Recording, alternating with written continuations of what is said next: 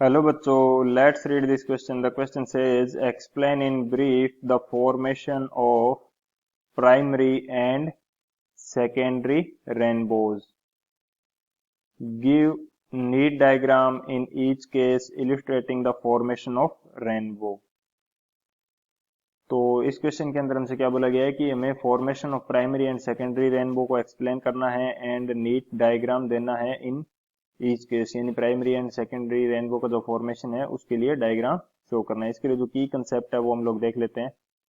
तो की कंसेप्ट हमारे पास क्या हो जाएगा, की कंसेप्ट की कंसेप्ट हमारे पास हो जाएगा बेसिकली जो रेनबो होता क्या है। रेनबो एक आर्क है जिसके अंदर जो व्हाइट लाइट है, सन की जो व्हाइट लाइट होती है उसके डिफरेंट कलर्स एक आर्क के रूप में शो होते हैं। ये शो किसके कारण होते हैं? To the refraction. Rainbow is an arc is an arc of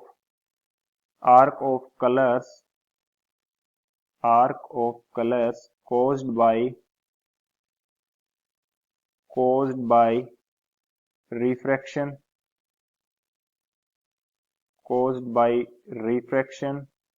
dispersion and TIR यानी कि टोटल इंटरनल रिफ्लेक्शन ऑफ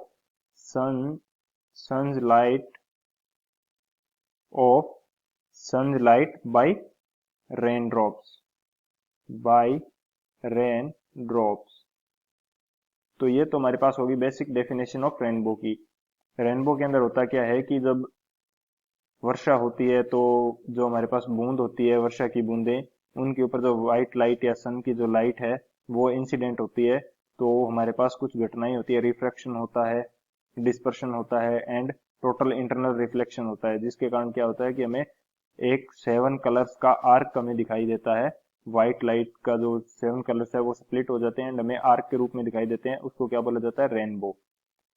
तो रेनबो ये हमारे पास क्या हो जाएगा, टू टाइप्स का होता है।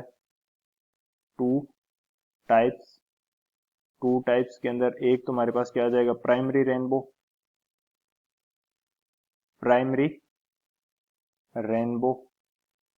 एंड सेकंड हमारे पास क्या आ जाएगा, सेकेंडरी सेकेंडरी रेनबो।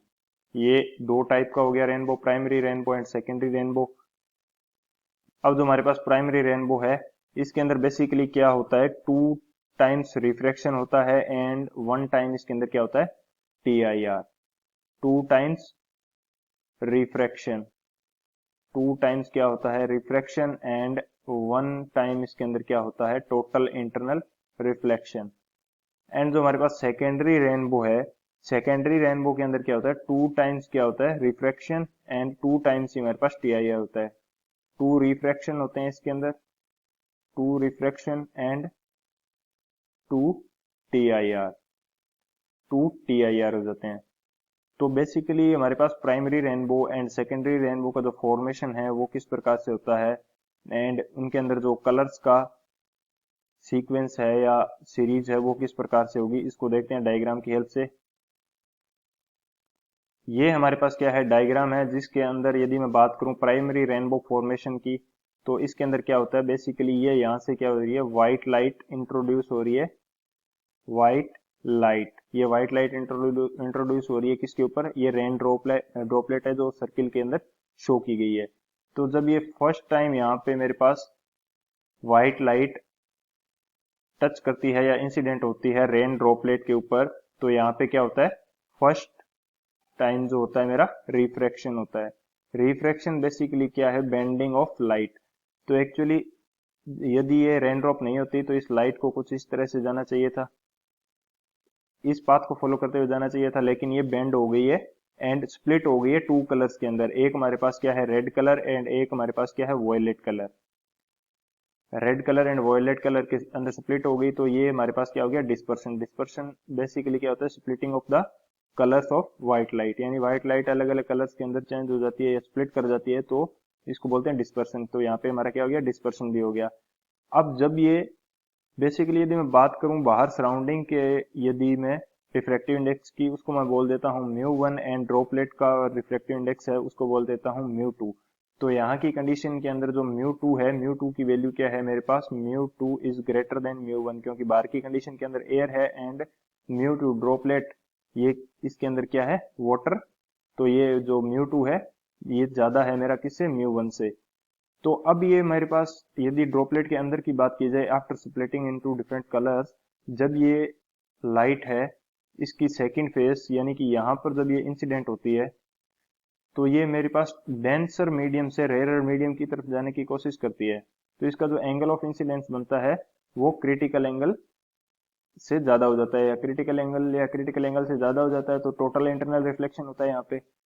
तो ये मेरे पास यहाँ पे क्या हो गया, TIR, total internal reflection. And ये लाइट इंटरनली रिफ्लेक्ट कर गई, इंटरनली रिफ्लेक्ट करती है एंड सेकंड फेज यानी कि जिस फेज पे ये पहले इंसिडेंट हुई थी उसी फेज की तरफ दोबारा मुड़ के यहाँ से बाहर निकलती है। तो यहाँ पे ये मेरा क्या हो जाता है, ये मेरे पास सेकेंड टाइम क्या हो रहा है, रिफ्रैक्शन। सेकेंड टाइम मेरा क्या हो रहा है, रिफ्रैक्शन। सेकेंड टाइम रिफ्रैक्शन के कारण ये वापिस बेंड होते हुए लाइट बाहर निकल जाती है। एंड यदि ऊपर से नीचे की तरफ कलर्स का सीक्वेंस इसके अंदर देखा जाए तो ऊपर मेरे पास वॉयलेट कलर है एंड नीचे रेड कलर है। तो यदि 7 कलर्स का सीक्वेंस देखा जाए प्राइमरी रेनबो के अंदर तो ऊपर से नीचे की तरफ किस प्रकार से होगा, वॉयलेट, इंडिगो, ब्लू, यानी कि विबग्योर के फॉर्म में कुछ इस प्रकार से होगा। ये मेरे पास होगी प्राइमरी रेनबो की कंडीशन। एंड इसके अंदर जो एंगल बनता है, एंगल कितना होता है मेरे पास, 42 डिग्री। अब बात करते हैं सेकेंडरी रेनबो की। सेकेंडरी रेनबो के अंदर यदि मैं शो करना चाहूँ, यहाँ पे ये मेरे पास क्या है, व्हाइट लाइट है।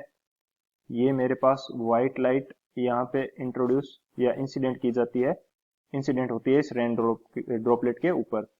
एंड यहाँ मेरा क्या हो रहा है, यहाँ पे मेरे पास हो रहा है first time refraction. First time refraction हुआ यानी कि लाइट ने बेंडिंग शो की। एंड यहाँ पे मेरे पास साथ में क्या हो रहा है, डिस्पर्शन भी हो रहा है, यानी कि स्प्लिटिंग ऑफ लाइट भी यहाँ हो रही है। तो splitting, after the splitting of light, जब इसके अंदर ये रेन ड्रॉपलेट सेकंड फेज की तरफ जाती है तो यहाँ पे मेरे पास होता है फर्स्ट टाइम TIR, यानी कि total internal reflection. Same condition है as the primary rainbow. Primary rainbow की तरह सेम कंडीशन है, लेकिन यहाँ पे जो सेकेंडरी रेनबो होता है इसके अंदर TIR क्या होता है, 2 बार। यहाँ मेरे पास क्या हो रहा है, second TIR, total internal reflection हो रहा है दूसरी बार। अब यदि कलर्स की बात करें यहाँ पे, तो जब मेरे पास फर्स्ट TIR होता है, तो उस कंडीशन के अंदर मेरे पास ऊपर कलर कौन सा है, वॉयलेट कलर, एंड नीचे कलर कौन सा है, रेड कलर। ऊपर वॉयलेट कलर है, नीचे रेड कलर है। एंड जब मेरे पास सेकेंड टाइम जब मेरे पास क्या होगा, TIR, total internal reflection second time होता है, तो इसके अंदर जो रंगों का क्रम होता है या सीरीज होती है वो चेंज हो जाती है या ऊपर नीचे हो जाती है, उल्टा कलर हो जाता है। तो जब आफ्टर सेकेंड टाइम रिफ्रैक्शन, यहाँ पे मेरा क्या हो रहा है, second refraction, second time refraction होगा तो मेरे पास जो कलर है या कलर का जो क्रम है वो मेरे पास चेंज हो जाता है। यहाँ पे ऊपर मेरे पास क्या आ जाएगा, रेड, एंड नीचे मेरे पास क्या है, वॉयलेट। तो यदि यहाँ पे सेकेंडरी रेनबो के अंदर कलर्स की बात की जाए तो वो कुछ इस प्रकार से होते हैं, यानी कि R से V की तरफ होते हैं, यानी विबग्योर का क्या होता है मेरे पास, उल्टा क्रम हो जाता है। तो ये विबग्योर का उल्टा हो गया एंड प्राइमरी रेनबो के अपोजिट हो गया। यदि बात की जाए एंगल की तो यहाँ पे एंगल कितना होता है, 51 डिग्री। ये मेरे पास हो गया सेकेंडरी रेनबो। बेसिक डिफरेंस इसके अंदर इतना ही होता है कि एक तो इसका एंगल ज्यादा है, सेकेंडरी रेनबो का एंगल क्या है, 51 degree, 51 degree which is greater than 42 degree. And इसके अंदर क्या है, सेकेंडरी रेनबो के अंदर जो कलर्स का सीक्वेंस है वो opposite to the first rainbow या प्राइमरी रेनबो होता है। ये बेसिकली क्रम चेंज क्यों होता है, ये हमारे पास होता है जो 2 बार TIR घटना इसके अंदर होती है। TIR की जो फर्स्ट TIR होता है तो हमारे पास कलर्स का जो सीक्वेंस है वो सेम रहता है एज प्राइमरी रेनबो। एंड जब हमारे पास सेकेंड टाइम TIR होगा तो कलर्स का जो सीक्वेंस है वो चेंज हो जाता है। तो इस प्रकार से हमारे पास जो प्राइमरी एंड सेकेंडरी रेनबो का फॉर्मेशन होता है। So this is our final answer. I hope you understood it well. Best of luck. Thank you.